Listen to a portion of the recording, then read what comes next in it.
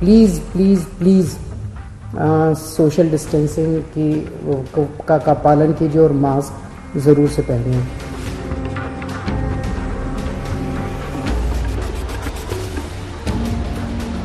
हमने दिल्ली सरकार को कुछ सुझाव दिए हैं, उनकी सहायता करने के लिए जो जो हम कर सकते हैं वो चीज़ें सब हमने स्ट्रेंथन की हैं।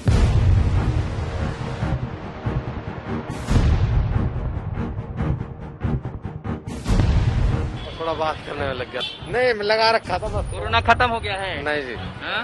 सर अभी मैंने उतारा है सर। डर तो लगता है सर, अब क्या करें, अब प्यास लग गई तो पानी तो पीएंगे, प्यास से रहेंगे। कहने से सांस चढ़ जाता, नहीं तो चढ़ जाता इसलिए। सर जी यहाँ पे हमारा लोडिंग का काम है, अगर मास्क लगाते हैं सांस ही नहीं आती है।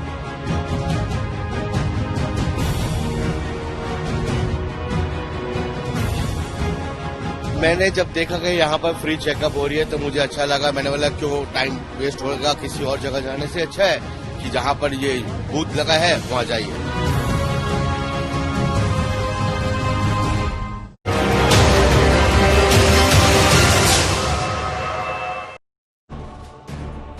कोरोना के विरुद्ध युद्ध। नमस्कार, शाम के 7 बज चुके हैं। आप देख रहे हैं आज तक। मैं हूं आपके साथ चित्रा त्रिपाठी। बड़ी खबर के साथ बुलेटिन की शुरुआत हम करने जा रहे हैं। दिल्ली में कोरोना कहर बरपा रहा है। पिछले एक हफ्ते में कोरोना महामारी से मरने वालों की संख्या 90 के पार चली गई है। आपको बता दें, हर रोज 90 के पार यह आंकड़ा चलता हुआ चला जा रहा है। इन सबके बीच गृहमंत्री एक्शन में आ चुके हैं। मुख्यमंत्री अरविंद केजरीवाल ने भी आज दिल्ली के जीटीबी अस्पताल का दौरा किया है। देखिए, हम आपको दिखा रहे हैं पिछले एक हफ्ते से रोजाना मरने वालों की संख्या 90 के पार जा रही है।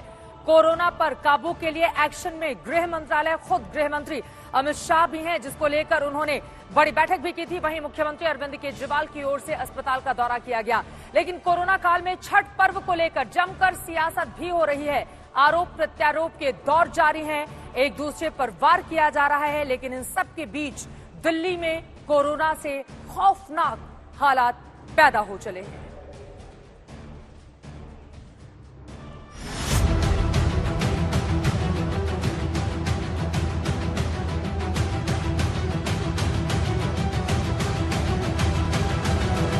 दूसरी लहर समझिए या तीसरी, कम्युनिटी ट्रांसफर समझिए या न समझिए, मतलब की बात सिर्फ इतनी है कि दिल्ली में कोरोना संक्रमण का खतरा खतरनाक स्तर पर है। हालात और संक्रमण के हालिया उछाल ने सरकार और स्वास्थ्य से जुड़ी तमाम एजेंसियों के पसीने छुड़ा दिए। रोजाना नए संक्रमण और कोरोना से होने वाली मौत के आंकड़े पिछले तमाम रिकॉर्ड तोड़ रहे हैं। ऐसे में दिल्ली सरकार ने पाबंदियों की नई लिस्ट तैयार की है और इसे केंद्रीय गृह मंत्रालय की मंजूरी भी मिल गई है।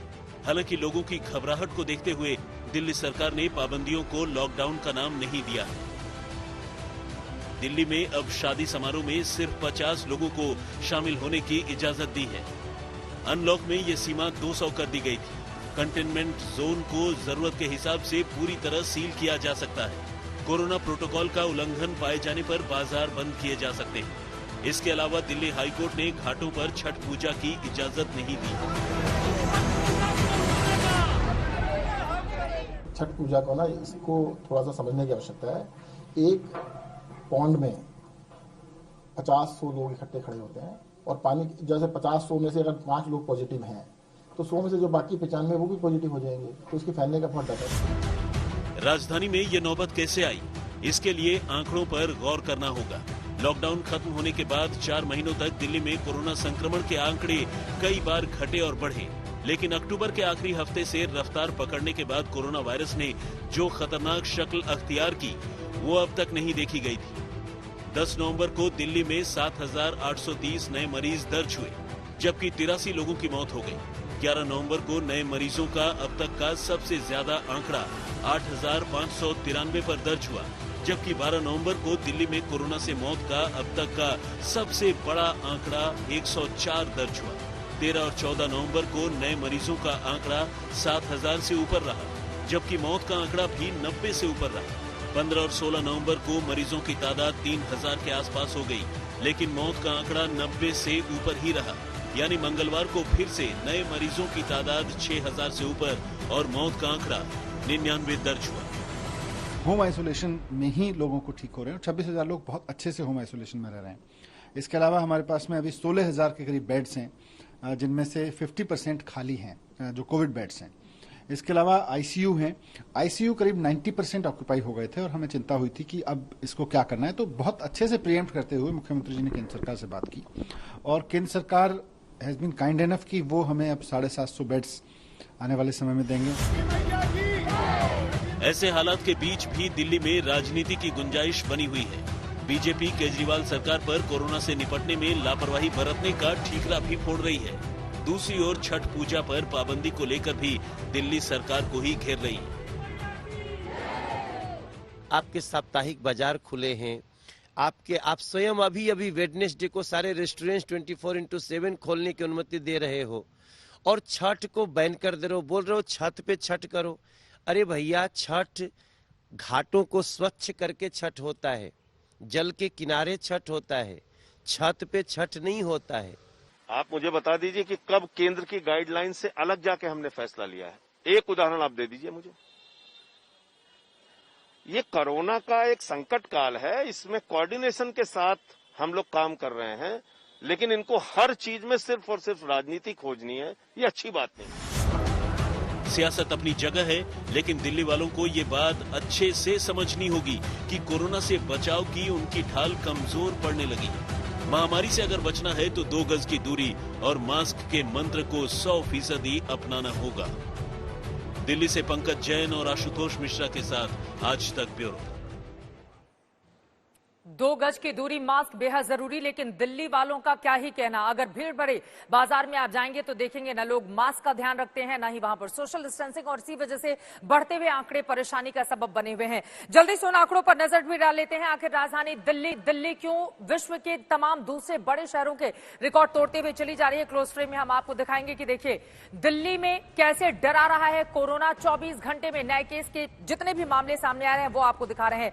11 नवंबर को 8,593 कुल केस सामने आए थे। 12 नवंबर को 7,053 केस आप देख रहे हैं। 13 नवंबर को 7,802 कुल केस सामने आए थे। 14 नवंबर को 7,340, 15 नवंबर को 3,235, 3,797, 16 नवंबर को, 17 नवंबर को 6,396। ये आंकड़े अपने आप में डराने वाले हैं और बेहद भयावह स्थिति की ओर इशारा करते हैं।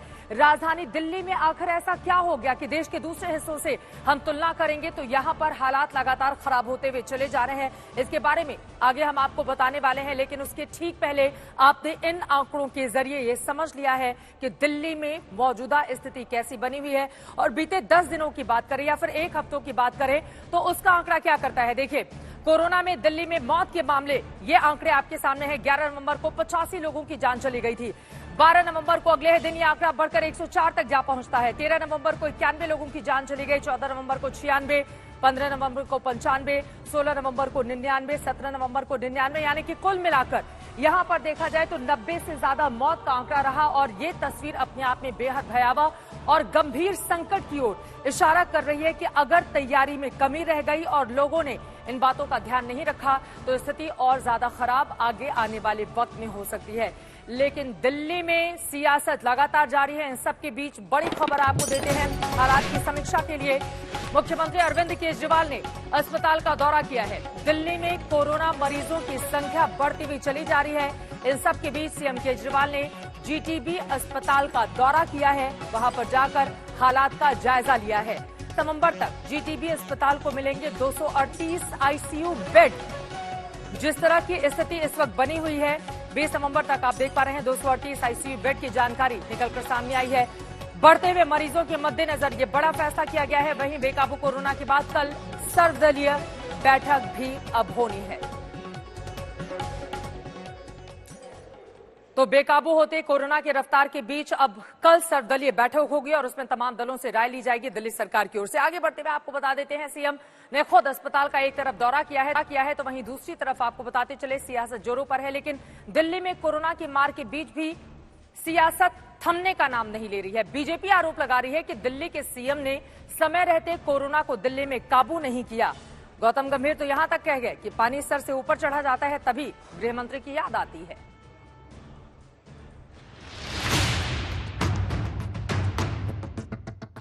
दिल्ली के नीति नियंताओं की नींद उड़ी हुई है। कोरोना ने ऐसा मारा है कि कराह रही है दिल्ली। नीति नियंताओं को समझ नहीं आ रहा कि कोरोना की इस भयानक महामारी से पार कैसे पाया जाए, कोरोना को कैसे हराया जाए। दिल्ली के मुख्यमंत्री अरविंद केजरीवाल इसी कड़ी में दिल्ली के बड़े अस्पतालों में से एक जीटीबी अस्पताल पहुंचे, ये देखने के लिए कि हालात कैसे हैं, ये कहने के लिए कि आईसीयू में बेड बढ़ाए जाएं। दिल्ली सरकार के जितने हॉस्पिटल्स हैं उनमें हमें उम्मीद है कि अगले कुछ दिनों के अंदर 663 आईसीयू बेड्स टोटल, जो 238 जीटीबी के हैं वो मिला के 663 आईसीयू बेड्स हम लोग अगले कुछ दिनों में बढ़ा देंगे। तो हालात बिगड़ गए हैं और बहुत भयानक बिगड़े हुए हैं, इसीलिए मुख्यमंत्री केजरीवाल खुद ही हालातों को संभालने में लगे हुए हैं। लेकिन बीजेपी को लगता है कि अरविंद केजरीवाल ने देर कर दी, उन्होंने समय रहते किसी तरह के कोई इंतजाम नहीं किए। ये दोगलापन क्यों है? Why this is double standard? मैं यही तो बात बोल रहा हूँ ना। अरविंद केजरीवाल को कल भी ईस्ट दिल्ली के सांसद गौतम गंभीर ने घेरा था। उन्होंने कहा था कि अरविंद केजरीवाल को गृह मंत्री अमित शाह की याद तभी आती है जब पानी सिर के ऊपर से गुजरने लगता है। लोगों के पास कोई तरीका नहीं था कि कहां पर अपना इलाज कराएं, तब भी उनको गृह मंत्री जी की याद आई जब डीआरडीओ ने सबसे बड़ा कोविड सेंटर बनाया। और अब जब फिर पानी सर के ऊपर से गया तो फिर गृह मंत्री जी की याद आ गई कि अब हमारी मदद करिए। और सीधा गृह मंत्री जी ने क्या 70 डॉक्टर और कितनी नर्सेज को अपॉइंट किया दिल्ली में। बीजेपी के सांसदों ने अरविंद केजरीवाल के खिलाफ मोर्चा खोला तो दिल्ली के उप मुख्यमंत्री सामने आए। उन्होंने कोरोना के इस संकट काल में आरोपों की इस राजनीति को खारिज कर दिया। बोले अभी ऐसी राजनीति करने का वक्त नहीं है। देखो, भारतीय जनता पार्टी को इस तरह की मतलब कोरोना के संकट में इस तरह की राजनीति करना शोभा नहीं देता है। इस तरह की राजनीति थोड़ी सी ओछी राजनीति लगती है। मैं एक नागरिक के रूप में, एक गवर्नमेंट के रूप में यही कहना चाहूंगा कि इस समय कोविड है। दिल्ली में कोरोना से हालात बिगड़ने लगे हैं, अस्पतालों में बेड भर गए हैं, संक्रमण का दायरा बढ़ता जा रहा है। माना जा रहा है कि दिल्ली में कोरोना की तीसरी लहर बेहद खतरनाक है, मगर दिल्ली के स्वास्थ्य मंत्री कह रहे हैं कि दिल्ली में कोरोना की तीसरी लहर नहीं है। हालांकि सत्येंद्र जैन के इस बयान पर बीजेपी फिर बिफर पड़ी। बीजेपी की ओर से स्वास्थ्य मंत्री को फिर करारा जवाब दिया गया। 3 दिन से सत्येंद्र जैन कह रहे हैं कि दिल्ली के अंदर तीसरी लहर खत्म हो चुकी है, लेकिन झूठ और झूठ के अलावा कुछ नहीं है। इनका अपना दस्तावेज, जो कि मैंने ट्वीट भी किया और आपके चैनल को दिया भी है, जिसमें साफ लिखा है, अब दिल्ली सरकार का दस्तावेज है जिसमें लिखा है कि कोरोना की जो तीसरी लहर है वो अभी नहीं, लास्ट वीक ऑफ नवंबर या फर्स्ट वीक ऑफ दिसंबर में आएगी। तो दिल्ली में जितनी तेज कोरोना की रफ्तार है उससे कहीं ज्यादा तेज है कोरोना पर राजनीति। वार पलटवार का दौर जारी है और साथ में जारी है कोरोना की मार। राम किंकर सिंह के साथ पंकज जैन, दिल्ली, आज तक। मौजूदा वक्त में नेताओं को कौन समझाए कि ये वक्त आपस में लड़ने का नहीं बल्कि कोरोना से लड़ने का है। कोरोना के विरुद्ध हमें ये जंग छेड़नी होगी ताकि इसको हम खत्म कर पाएं। फिलहाल आपको जल्दी से दिखा देते हैं कैसे एक्शन में अब पूरी तरह से गृह मंत्रालय भी आ चुका है और इसी वजह से देखिए दिल्ली में 250 और आईसीयू बेड का इंतजाम किया जाएगा। मोर्चे पर अमित शाह खुद ही एक्शन प्लान जो तैयार किया गया है उसके बारे में हम आपको जानकारी दे रहे हैं। गृह मंत्रालय ने 10 टीमों का बाकायदा गठन किया है और ये 10 टीमें अलग अलग मोर्चों पर काम करेंगी। 10 टीम दिल्ली के 100 अस्पतालों का दौरा करेंगी और वहां पर देखेंगी कि आखिर स्थिति खराब तो नहीं हो रही, बेड के पूरे इंतजाम है या फिर नहीं है। गृह मंत्रालय टीम बिस्तर टेस्टिंग पर अपनी नजर रखेगी और जो भी रिपोर्ट तैयार करेगी वो ऊपर की ओर दिया जाएगा। भारत इलेक्ट्रॉनिक्स लिमिटेड ये 250 वेंटिलेटर भेजे हैं, ये भी बड़ी जानकारी निकलकर सामने आई है। तो कुल मिलाकर एक तरफ दिल्ली सरकार, दूसरी तरफ केंद्र सरकार 250 वेंटिलेटर हफ्ते के अंत तक पहुंचने की उम्मीद जताई जा रही है। नवंबर के अंत तक रोजाना 60,000 टेस्ट का भी इंतजाम करने की बात यहां पर निकलकर सामने आई है।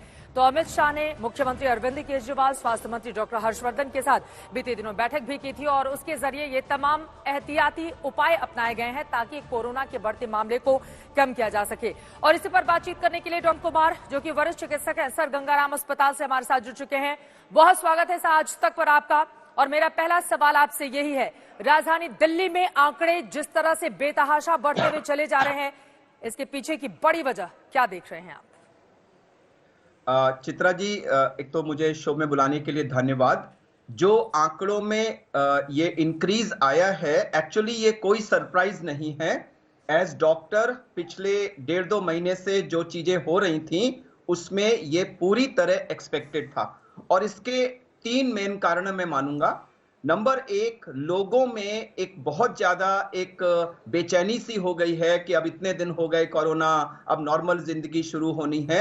मुझे समझ में नहीं आ रहा है लोग क्यों नहीं समझ पा रहे हैं कि जान इन एंजॉयमेंट से ज्यादा जरूरी है।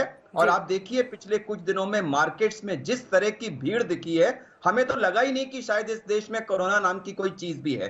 नंबर 2, हमारे जो कुछ फेस्टिवल्स अभी हुए, उन फेस्टिवल्स पे लोगों ने कोरोना के जो 3 मूल प्रिंसिपल्स हैं, मास्क पहनना, सोशल डिस्टेंसिंग रखना और हाथ को बार बार धोना, इन तीनों प्रिंसिपल्स को गो बाय करते हुए लोग मिले हैं, गले मिले हैं, आपस में बैठ के खाना खाया है। और कितनी सारी फैमिलीज को मैं जानता हूं जहां 8-8, 10-10 लोग एक साथ में इन्फेक्ट हो गए हैं। ये सब उनके प्रिंसिपल्स को वायलेट करने का तरीका। और तीसरा बहुत इंपॉर्टेंट रोल पॉल्यूशन ने प्ले किया है। हम सबको ये मालूम था कि जैसे जैसे पॉल्यूशन बढ़ेगा, पॉल्यूशन के टाइम में कोविड का इंसिडेंस भी बढ़ता है और कोविड की मॉर्टेलिटी भी बढ़ती है, और हमें दोनों ही चीजें देखने को मिल रही हैं। चित्रा, ये महत्वपूर्ण बातें आपने कही। डॉक्टर एम सी मिश्रा भी पूर्व डायरेक्टर एम्स के दिल्ली से हमारे साथ जुड़ चुके हैं। आपका भी बहुत स्वागत है सर। अब मेरा अगला सवाल आपसे ये है, राजधानी दिल्ली के ये जो बेतहाशा बढ़ते हुए आंकड़े हैं और इन सब में त्योहारी सीजन हमने देखा, हाल ही में दिवाली गई, दिवाली पर भी लोगों ने अपनी मनमानी की। अब छठ का त्योहार है जिसको लेकर सियासत जोरों पर है, लेकिन लोगों के लिए आप क्या सलाह देंगे? और ये जो बढ़ते हुए आंकड़े हैं इसको रोकने के लिए क्या किया जाना चाहिए? देखिए, लोगों के लिए तो मैं यही कहूंगा कि सब लोगों को अपना स्वास्थ्य उनको अपने हाथ में लेना चाहिए। सरकारें या पॉलिटिकल पार्टीज जो भी डिस्कशन कर रहे हैं या आपस में इसको जिसको कहते हैं हो रहा है, उससे लोगों को कोई मतलब नहीं होना चाहिए। आपको अपना स्वास्थ्य, अपनी सुरक्षा अपने हाथ में है, और जो प्रिवेंटिव मेजर्स, जो रोकथाम के तरीके बताए जा रहे हैं पिछले 6-8 महीनों से, वो फॉलो करें लोग। और कोई भी त्योहार आपके जान से ज्यादा इम्पोर्टेंट नहीं है। हम लोगों ने दिवाली घर में मनाई, कोई आया नहीं, हम कहीं गए नहीं, तो ये इसीलिए किया कि बीमार न पड़े। और फिर आपको बिस्तर नहीं मिलेगा, आईसीयू में बेड नहीं मिलेगा, फिर आप सरकार को कोसेंगे, सिस्टम को, अस्पताल को गाली कर देंगे, उसका कोई फायदा नहीं है। तो ये लोगों को समझना बहुत आवश्यक है। पॉलिटिकिंग अपनी जगह है, लेकिन लोगों को अपना स्वास्थ्य अपने हाथ में लेके, और ये जो बुनियादी, अभी कोई वैक्सीन नहीं है, कोई दवाई नहीं है, और इतना दिल्ली में केसेस बढ़ रहे हैं, टेस्टिंग कम होने के बाद बढ़ रहे हैं केसेस, तो ये एक गंभीर समस्या है। इसको और गंभीर बनाना लोगों के अपने हाथ में है। आप उसको गंभीर बना सकते हैं अगर आप बिल्कुल कहें हमें तो अब त्योहार ही मनाना है, चाहे कुछ हो जाए, जान चली जाए, तो ये आपकी अपनी मर्जी है। लेकिन लोगों को ये समझना, अपना स्वास्थ्य अपने हाथ में ले। सरकार जो करना चाह रही है वो कह रही है, पार्टीज में मैंने देखा शादियों में लोग जा रहे हैं, पार्टीज कर रहे हैं, और ये बहुत गंभीर बात है। इस बात लोगों को ये समझना पड़ेगा कि आपके अपने हित में है जो गवर्नमेंट कर रही है। ये गवर्नमेंट को क्या इसमें मजा आएगा? उनको तो क्रिटिसिज्म भी झेलना पड़ रहा है कि अगर बैन कर दिया या पटाखे बैन कर दिए, और ये कोई आज से नहीं है। पटाखों की हम बात 10 साल से 15 साल से कर रहे हैं, लेकिन लोग मानते नहीं है। बच्चों को स्कूल में बताया जा रहा है कि घर में पेरेंट्स को कहें भाई पटाखे नहीं लाएं। तो ये सब बातें अब समझनी पड़ेंगी लोगों को कि आपका स्वास्थ्य ज्यादा महत्वपूर्ण है या छठ ज्यादा महत्वपूर्ण है। तो ये समझना बहुत आवश्यक है। सर, ये बहुत बड़ी बात आपने कही है। और देखिए, यहाँ पर सियासत की बात से अलग डॉक्टर्स की अगर ये राय है तो दिल्ली वालों को इसकी गंभीरता को समझना होगा कि जान पहले जरूरी है और उसके लिए आपको खुद अपना ख्याल रखना होगा। और भी बहुत सारे सवाल हैं। ये जो बीते हफ्ते से 90 से ज्यादा लोगों की मौत हर रोज हो रही है, इसके पीछे की वजह क्या है, इस आंकड़े को कैसे रोका जाए, डॉक्टर से हम जानेंगे। लेकिन उसके पहले कुछ महत्वपूर्ण आंकड़े आपको दिखा देते हैं और उसके जरिए हम आपको बताते हैं कि राजधानी दिल्ली अगर इस खतरनाक स्थिति में पहुंची हुई है तो उसके पीछे की वजह आप समझने की, देखने की कोशिश कीजिए। देखिए, दिल्ली में 90% आईसीयू बेड इस वक्त फुल हो चले हैं, यानी कि सिर्फ 10% ही बाकी हैं केस। केंद्र से अब 750 एक्स्ट्रा आईसीयू बेड दिए गए हैं। जब गृह मंत्री के साथ बैठक हुई थी उसके बाद ये बड़ी बातें निकलकर सामने आई थी। केंद्र से 250 आईसीयू बेड की पहली खेप बहुत जल्द मिलने वाली है, यानी कि एक हफ्ते के अंदर माना ये जा रहा है कि राजधानी दिल्ली पहुंच जाएगी। दिल्ली में कोरोना के 16,000 बेड हैं। 16,000 में से 50% बेड फिलहाल अभी खाली हैं, लेकिन इसको और ज्यादा बढ़ाए जाने की जरूरत है। होम आइसोलेशन में देखिए 26,000 मरीज हैं। होम आइसोलेशन में 26,000 मरीज हैं, जिसके जरिए आप समझ सकते हैं कि इस वक्त राजधानी दिल्ली में स्थिति, यानी कि अस्पताल में 50% से ज्यादा मरीजों की तादाद इस वक्त कोरोना की देखने को मिल रही है। होम आइसोलेशन में 26,000 से ज्यादा मरीजों का होना यह बताता है कि राजधानी दिल्ली के हालात इस वक्त क्या हैं। लेकिन दिल्ली के ऐसे खतरनाक हालात के बावजूद एक तरफ तो सियासत छिड़ी हुई है, जो हमने आपको पहले रिपोर्ट में दिखाई, वहीं दूसरी तरफ दिल्ली के लोगों की कोरोना से बेफिक्री भी हैरत अंगेज है। सड़कों पर जबरदस्त भीड़भाड़ है और कई लोग तो मास्क पहनने को भी तैयार नहीं दिखते।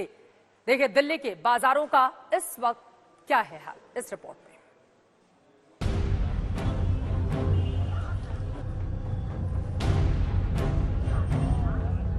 आंकड़े बता रहे हैं कि त्योहार की सीजन में दिल्ली वालों ने कोरोना को काफी हल्के में लिया। पानी नाक से ऊपर जाता दिखा तो दिल्ली सरकार एक्शन में आ गई। भीड़ भाड़ वाले बाजारों में कोरोना प्रोटोकॉल सख्ती से लागू करने के लिए पुलिस तैनात हो गई है। बिना मास्क के घूमने वालों के मौके पर ही चालान काटे जा रहे हैं। तस्वीर हम आपको दिखाएं सदर बाजार से। मध्य दिल्ली के बीच ये इलाका पुरानी दिल्ली को जोड़ता है और त्योहारी मौसम बीतने के बाद भी बाजारों की जो भीड़ है वो खत्म नहीं हुई है। भीड़ इस कदर है, इससे पता चलता है कि सोशल डिस्टेंसिंग यहाँ नाम मात्र की है, लेकिन व्यवस्था यहाँ पर है। लोग अगर आ जा रहे हैं तो व्यवस्था भी है। सबसे पहले पुलिस की ओर से व्यवस्था दिखाते हैं। इस तरफ दिल्ली पुलिस के जो हैं जवान वो यहाँ पर हैं। यहाँ पर जो लोग हैं जो नियम तोड़ते हैं उन्हें पकड़ के लाया जाता है और उनका चालान किया जाता है। 500 रुपए का चालान है मास्क न पहनने वालों पर, उनका यहाँ चालान होता है। 20-25 चालान हम रोज कर रहे हूँ, मैं खुद कर रहा हूँ। हमारे से और हैं तो कई टीमें लगी हुई हैं यहाँ पे। अवेयरनेस की कमी दिखाई देती है लोगों में। कमी है, अभी कमी है। उनको आप समझाते हैं कि इतने बड़े मार्केट में आ रहे हैं, भीड़ में आ रहे हैं। जिसका नाक खुला होता है उसको हम वार्निंग देके उसको समझा देते हैं। सदर बाजार इलाके में भीड़ भाड़ को देखते हुए दिल्ली सरकार ने स्वास्थ्य विभाग की टीमें तैनात कर दी हैं। बाजार आने वालों का मौके पर ही रैंडम टेस्ट किया जा रहा है। एंटीजन और RT-PCR दोनों तरह के टेस्ट के लिए सैंपल जमा कराए जा रहे हैं। लॉकडाउन के बाद लड़खड़ाई अर्थव्यवस्था का तकाजा था कि बाजार खोल दिए गए, लेकिन दिल्ली के बाजारों का हाल देखकर अंदाजा लगाना मुश्किल है कि यहाँ कोरोना संक्रमण के हालात इतने खतरनाक हो चुके हैं। एक दूसरे से 6 फुट का डिस्टेंस बना के रखना है, आपको मास्क पहन के रखना है। उस सबको मानने से लोग साफ तौर पे कतरा रहे हैं। जैसे कि आप देख सकते हैं मास्क को नाक और मुंह ढकने की बजाय आधे ऊपर ढका हुआ है। लोगों की भीड़ यहाँ पर जमी हुई है। राजधानी दिल्ली कोरोना कैपिटल बन गई है। दिल्ली ने देश में ही कोरोना का रिकॉर्ड नहीं तोड़ा, बल्कि दिल्ली कोरोना केस के मामले में दुनिया का नंबर 1 शहर बन चुका है। अमेरिका का न्यूयॉर्क और ब्राजील का साओ पाउलो शहर भी दिल्ली से अब कहीं ज्यादा पीछे छूट चुका है।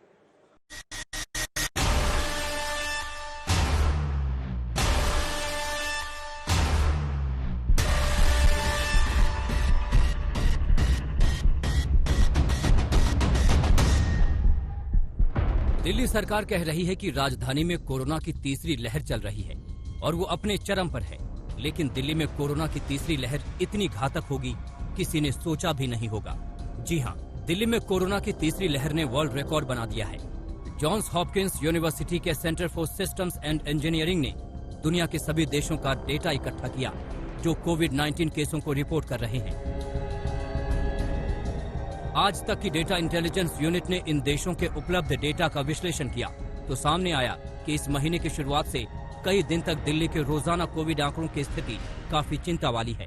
ये आंकड़े दुनिया भर में किसी भी शहर की ओर से देखे गए सबसे बुरे 10 दिनों के आंकड़ों में शामिल हैं।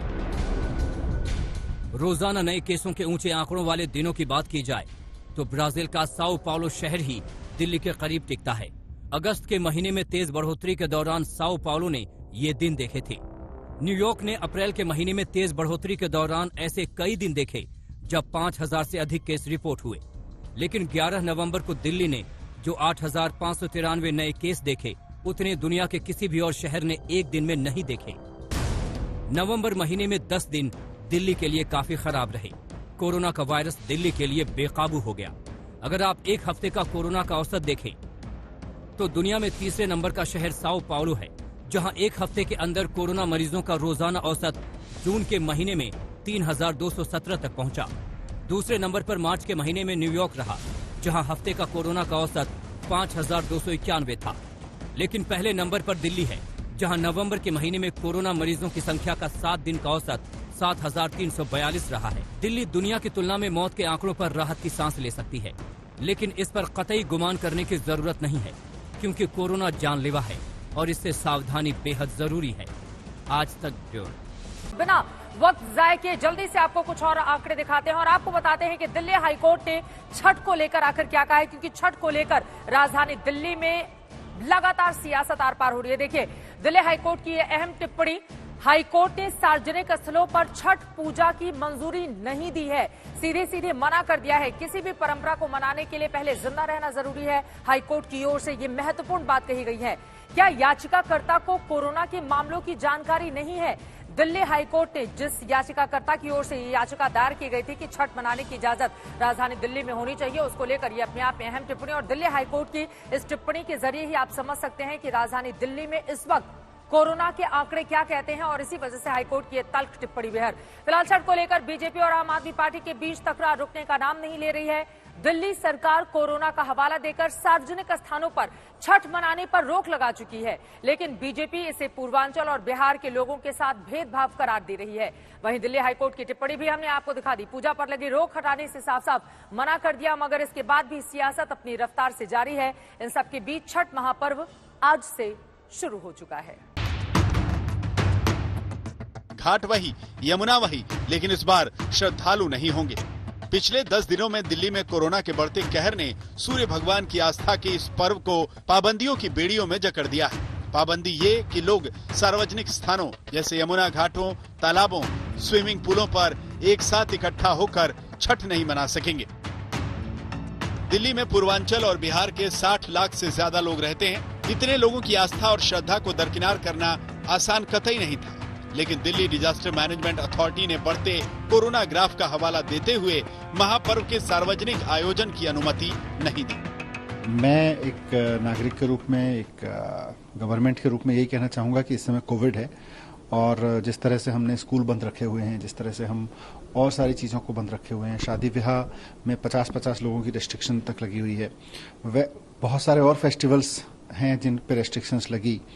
तो अगर हमारी महिलाएं खास तौर से जाके पानी में खड़ी होती हैं छठ के मौके पे, अगर वो होंगी तो उनको नुकसान हो सकता है, कोविड हो सकता है। प्रशासन की परेशानियों को इस बात से समझा जा सकता है कि कल यानी मंगलवार को पूर्वांचल मोर्चा ने मुख्यमंत्री अरविंद केजरीवाल के आवास को एक तरह से घेर लिया था।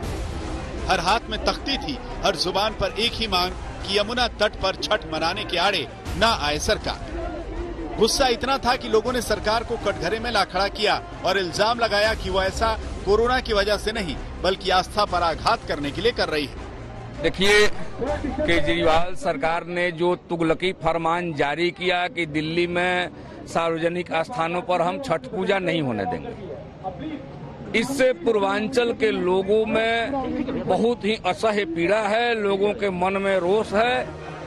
जनभावनाएं केजरीवाल सरकार के खिलाफ हुई तो बीजेपी को भी महापर्व के नाम पर महा मौका मिल गया। बीजेपी ने सरकार पर सवालों की बौछार कर दी।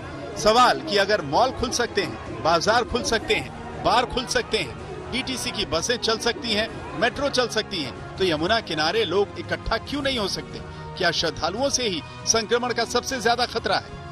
अरविंद केजरीवाल जी, मैं बड़ी विनम्रता से पूछना चाहता हूं कि आप रेस्टोरेंट को 24 घंटा खोलकर चलाने की, शराब परोसने की, सब कुछ ओपन करने की ऑर्डर दे रहे हो और छठ माह के पर्व को ही बैन कर दे रहे हो।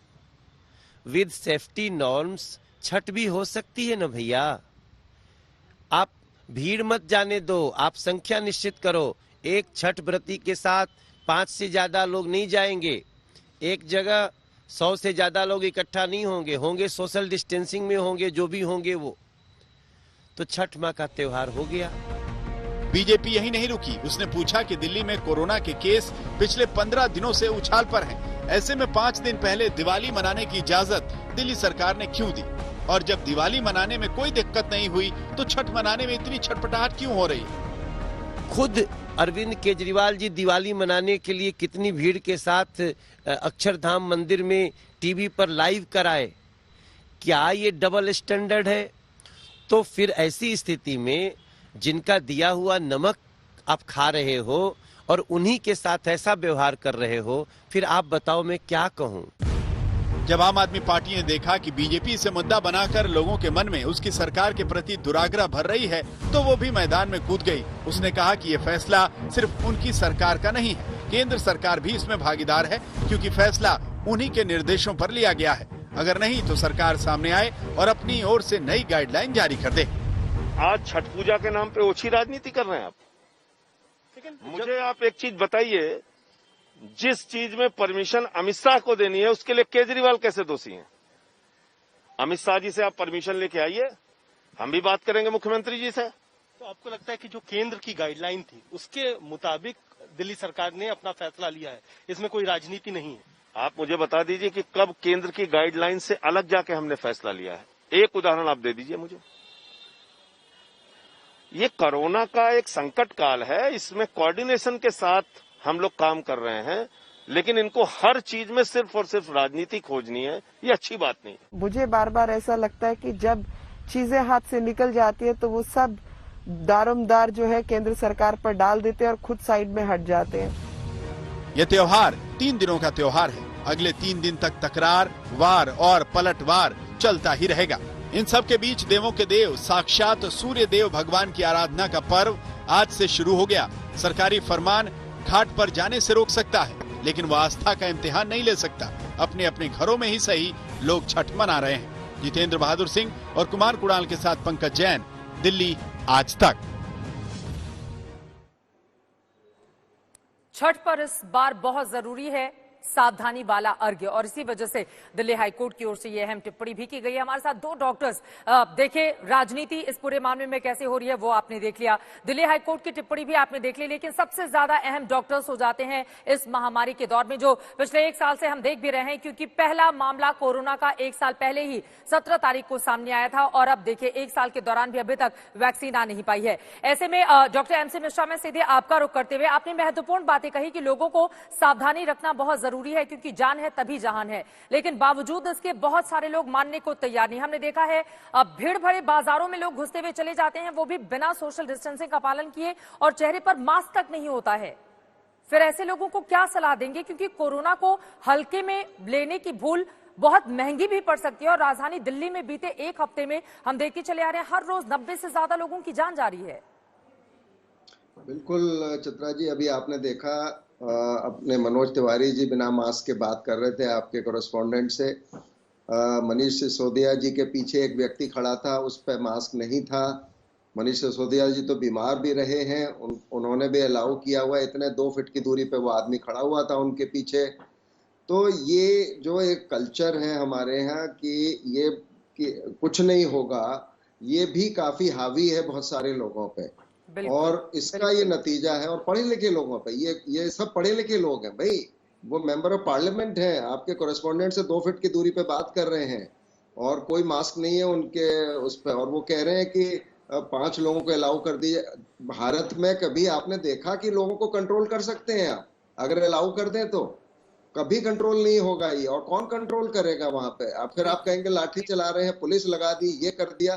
तो उससे अच्छा है बैन कर दो थोड़ा। अभी सरकार को इसका वो क्रिटिसाइज करेंगे लोग, और उसके बाद अपना घर पे पूजा करके और फिर भूल भाल जाएंगे इसको। अब दिवाली भी तो हमने वैसे ही मनाई, उसमें इतनी बड़ी बात क्यों लोग बना रहे हैं? हर चीज का एक इश्यू बनाना ये अच्छी बात नहीं है। हमारे यहाँ हर अच्छी चीज का भी इश्यू बन जाता है, खराब चीज का तो बनना चाहिए तो बनना ही चाहिए, अच्छी बात का भी बन जाता है। अभी आपने कहा 250 आईसीयू बेड, अब आईसीयू बेड कोई वेंटिलेटर थोड़ी है कि आप प्रोवाइड कर देंगे। आईसीयू बेड 250 के साथ कितना स्टाफ चाहिए आपको? 6 इसके 5 गुनी नर्सेस चाहिए उनको देखने के लिए, डॉक्टर चाहिए, वो कहाँ है? डॉक्टर्स खुद बीमार हो रहे हैं, डॉक्टर्स की मृत्यु हो रही है, डॉक्टर्स वेंटिलेटर पे हैं। वैसे ही मैन पावर इतनी कम है, ट्रेन मैन पावर, कैसे 250 आईसीयू बेड को मैनेज करना इतना कोई आसान थोड़ी है। इसीलिए आपके नॉर्मल बेड खाली पड़े हुए हैं, बट आईसीयू बेड तो भरे हुए हैं। हर जगह सिफारिश चल रही है कि भाई यहाँ पर किसी से कहलवाओ, फोन करवाओ, इसको करवाओ, बेड नहीं मिल रहा है, इस अस्पताल में नहीं मिल रहा, वहां मिल रहा है, वहां ले जाओ। और ये बहुत बड़ी समस्या है, लोग समझ नहीं रहे हैं इस बात को। ये समझना बहुत आवश्यक है कि ये उनके अपने स्वास्थ्य के लिए है, अपने सेफ्टी के लिए है। अगर ये सरकार नहीं भी गए तो भी नहीं इनको मनाना चाहिए। हमने वॉलंटरली नहीं मनाई, कहीं गई नहीं, किसी को घर में किसी ने कहा फोन करके आना चाहते हैं, हमने कहा नहीं अभी रहने दीजिए। शादियों के इनविटेशन हमने कहा भाई आप कोई वेब प्लेटफॉर्म क्रिएट कर दीजिए, हम उस पर विटनेस कर लेंगे आपकी मैरिज सेरेमनी, हम फिजिकली नहीं आएंगे। तो ये इतनी सी बात लोगों की समझ में पता नहीं क्यों नहीं आ रही है। बिल्कुल, और जब डॉक्टर्स इस तरह की बात बताएं और स्थिति कितनी भयावह और गंभीर है, आप खुद सुन रहे हैं डॉक्टर एमसी मिश्रा से। लेकिन डॉक्टर अरविंद, अब मैं आपका रुख करते हुए, चूंकि बहुत सारे लोग ये भी तर्क दे रहे हैं कि देखिए बिहार में हाल ही में चुनाव संपन्न हुए, रैलियों में हमने बेतहाशा भीड़ देखी, राजधानी दिल्ली में भी वैसी है, तो महापर्व छठ को लेकर आखिर इस तरह की रोक क्यों लगाई जा रही है? कुछ लोग इस तरह के भी क्वेश्चन कर रहे हैं, तो उनके लिए आप क्या सलाह देंगे डॉक्टर अरविंद? चित्रा जी, जो बेसिक प्रिंसिपल्स हैं कोरोना के प्रिवेंशन के, मास्क पहनना, सोशल डिस्टेंसिंग रखना और बार बार हाथ धोना, इसमें मैं ये बताना चाहूंगा कि आपको हर व्यक्ति को पॉजिटिव मान के चलना है कि हर वो व्यक्ति जिसके साथ आप इंटरेक्शन कर रहे हैं, जो आपके आसपास है, आप ये मान के चलिए कि वो पॉजिटिव है, उसको मास्क पहनने के लिए इंसिस्ट करिए। आप मास्क पहनिए और दोनों के मास्क पहनने के बावजूद भी 1.5 से 2 मीटर की दूरी रखिए। यही सबसे अच्छा तरीका है, सबसे कारगर, सबसे इफेक्टिव तरीका है। अब ये तरीका कहीं भी किसी भी कारण से वायलेट हो तो वो वायलेशन है। अब वो वायलेशन इलेक्शन रैली में हो या दिवाली में हो या दशहरे में हो या छठ में हो, वायलेशन इज ए वायलेशन। अब उसको मैं ये कहूं कि ये वाला वायलेशन सही था, ये वाला वायलेशन गलत था, वो सही नहीं होगा। एज ए डॉक्टर मैं सिर्फ ऐसा ये कहना चाहूंगा कि इस समय दिल्ली में हमारी स्थिति एक्सप्लोसिव है। अभी डॉक्टर मिश्रा ने आपको बताया और मैं कंफर्म करना चाहता हूं आपको, गंगाराम हॉस्पिटल और कम से कम 10 और हॉस्पिटल्स जिनमें मैं आज दिन भर फोन करता रहा अपने जान पहचान वालों को एडमिट कराने के लिए कि इस समय लिटरली हमको बेग करना पड़ रहा है आईसीयू बेड्स के लिए। कोई भी जो ये कह रहा है कि 10% आईसीयू बेड खाली हैं, मैं एज ए डॉक्टर बताना चाहूंगा कि वो गलत है। 100% आईसीयू बेड्स इस समय फुल हैं। आईसीयू बेड्स की मारामारी हो रही है और इसके ऊपर अगर आपने नंबर्स को और पढ़ लिया तो पेशेंट्स कैजुअलिटी में आईसीयू बेड का वेट करते करते उनकी मृत्यु हो जाएगी, बहुत बुरी हालत होगी। इस समय मैं कहता हूं कोई भी त्योहार हो, किसी भी धर्म का हो, कोई भी चीज हो, कृपया याद रखिए अगर आपकी जान रहेगी तो आप त्योहार मना पाएंगे। ये बहुत महत्वपूर्ण बात आपने कही है कि जान रहेगी तभी त्योहार हम मना पाएंगे और अपनी परंपराओं का पालन कर पाएंगे। डॉक्टर अरविंद आपका और डॉक्टर एमसी मिश्रा आपका बहुत शुक्रिया आज तक से जुड़ने के लिए और ये महत्वपूर्ण जानकारी देने के लिए। डॉक्टर्स की जुबानी आप इस वक्त की पूरी कहानी सुन रहे हैं और उन्होंने आपको क्या सलाह दी, इस बात को आपको मानना बहुत जरूरी है क्योंकि हालात लगातार भयावह होते हुए राजधानी दिल्ली में चले जा रहे हैं। इसी वजह से कोरोना के विरुद्ध जो युद्ध इस वक्त पूरी दिल्ली लड़ रही है या फिर पूरा देश लड़ रहा है, उसमें सबसे ज्यादा महत्वपूर्ण है आपकी भागीदारी और इसी वजह से 2 गज की दूरी, मास्क लगाना बेहद जरूरी हम सभी के लिए अनिवार्य होना चाहिए। छठ पूजा लोग अपने घरों में बनाए, राजधानी दिल्ली में सरकार की ओर से यह कहा गया है, जबकि उत्तर प्रदेश में छठ पूजा को लेकर कुछ गाइडलाइंस जरूर जारी की गई हैं लेकिन लोगों को मनाही नहीं की गई है। ऐसे में बहुत सारे ऐसे लोग भी मिल जाएंगे जो ये सलाह दे रहे हैं कि आप दिल्ली में नहीं मना सकते तो नोएडा और गाजियाबाद जाकर छठ पूजा कर सकते हैं।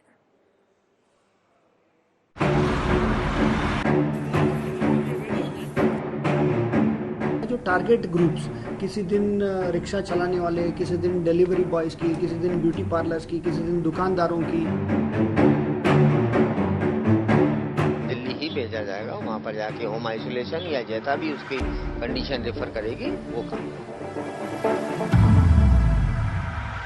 मंजर बता रहा है कि दिल्ली और यूपी में महाभारत शुरू हो गया है। ये तस्वीरें दिल्ली नोएडा बॉर्डर की हैं। नोएडा प्रशासन को डर है कि दिल्ली में बढ़ता संक्रमण नोएडा को भी अपनी गिरफ्त में ले सकता है। इसलिए दिल्ली से कामकाज के लिए नोएडा आ रहे लोगों का रैंडम कोरोना टेस्ट हो रहा है।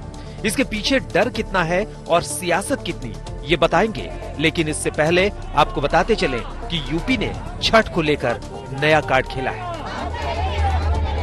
एक तरफ नोएडा आ रहे लोगों का रैंडम कोरोना टेस्ट हो रहा है, दूसरी तरफ दिल्ली के लोगों को छठ मनाने के लिए गाजियाबाद नोएडा आमंत्रित किया जा रहा है। हालांकि यह आमंत्रण छठ समितियों की ओर से है, लेकिन प्रशासन की चुप्पी बता रही है कि उसकी इसमें सहमति है।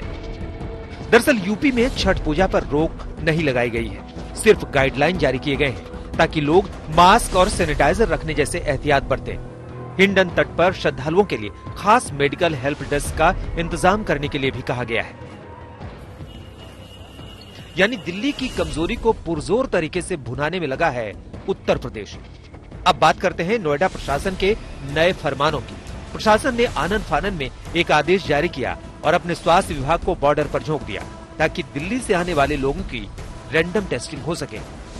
डीएनडी हो या दिल्ली से लगी कोई और सीमा, जिन जगहों से भी राजधानी से आवाजाही की सुविधा है, वहां नोएडा की मेडिकल टीम ने सुबह ही दस्तक दे दी और जांच शुरू हो गई। अगर कोई खुद से भी चाहे सर कि खुद से रुक के यहाँ टेस्ट करा ले तो वो भी पॉसिबल है, वो भी पॉसिबल है और 15 मिनट में इसका रिजल्ट आ गया। दिल्ली से नोएडा हर दिन हजारों लोगों का आना जाना होता है। क्रॉस बॉर्डर संक्रमण की आशंका को देखते हुए नोएडा प्रशासन ने नया एक्शन प्लान तैयार किया है। नोएडा से सटे सभी बॉर्डर पर रैंडम टेस्टिंग किए जा रहे हैं। डीएनडी और चिल्ला इलाके में टीम तैनात की गई है जो आसपास के इलाकों में आने जाने वाले लोगों का रैंडम सैंपल लेगी। जिन इलाकों में एक से ज्यादा कोरोना संक्रमित होगा उस इलाके को माइक्रो कंटेनमेंट जोन में तब्दील किया जाएगा। टारगेट सैंपलिंग का भी प्लान तैयार किया गया है, जिसके तहत डिलीवरी बॉय, दुकानदार और रिक्शा चालक जैसे लोगों के टेस्ट होंगे। नोएडा में मौजूद सभी संस्थानों को भी निर्देश दिए गए हैं कि लोगों पर नजर रखें, लक्षण वाले मरीजों की पहचान जल्दी सुनिश्चित करें और इलाज की व्यवस्था करें। जो टारगेट ग्रुप्स, किसी दिन रिक्शा चलाने वाले, किसी दिन डिलीवरी बॉयज की, किसी दिन ब्यूटी पार्लर्स की, किसी दिन दुकानदारों की, जहां लोगों की आवागमन रहती है, तो उन सारे लोगों की भी सैंपलिंग करने से एक आइडिया भी लगती है कि कहाँ कहाँ संक्रमण है और जो संक्रमण है उसको आइसोलेट करने के लिए भी ये मददगार होगी। फैसले के मुताबिक दिल्ली से आने वालों पर रोक नहीं, लेकिन धड़ाधड़ हो रहे एंटीजन टेस्ट बता रहे हैं कि आने वाले दिनों में सख्ती बढ़ सकती है। सब कुछ इस बात पर निर्भर करेगा कि टेस्ट में कितने लोग पॉजिटिव आए। कोई दिल्ली का रहने वाला है वो पॉजिटिव पाया जाता है डॉक्टर ओहरी, तो क्या उसके लिए व्यवस्था है? आप क्या प्रशासन से वहाँ संपर्क में हैं? सर वो दिल्ली जाएगा और दिल्ली ही भेजा जाएगा, वहाँ पर जाके होम आइसोलेशन या जैसा भी उसकी कंडीशन रेफर करेगी वो काम। तो क्या वहाँ के प्रशासन से आपने संपर्क किया है या एक कोऑर्डिनेटेड है या आपने अपनी तरफ से? कोऑर्डिनेटेड है, हमारी तरफ से है, ये कोऑर्डिनेटेड भी है। कोई एसडीएम साहब हमारे यहाँ यही हैं और प्रशासन से भी संबंध रख रहे हैं वो। लेकिन एहतियात जब इतना है तो छठ व्रतियों को आमंत्रित करने और घाटों पर भीड़ लगाने का मतलब क्या है? वाहनों से आ रहे लोगों का टेस्ट आसान है, लेकिन जहां सैकड़ों लोग एक एक घाट पर इकट्ठा होंगे वहां प्रशासन क्या करेगा? तनुश्री पांडे और भूपेंद्र चौधरी के साथ कुमार कुणाल, नोएडा, आज तक।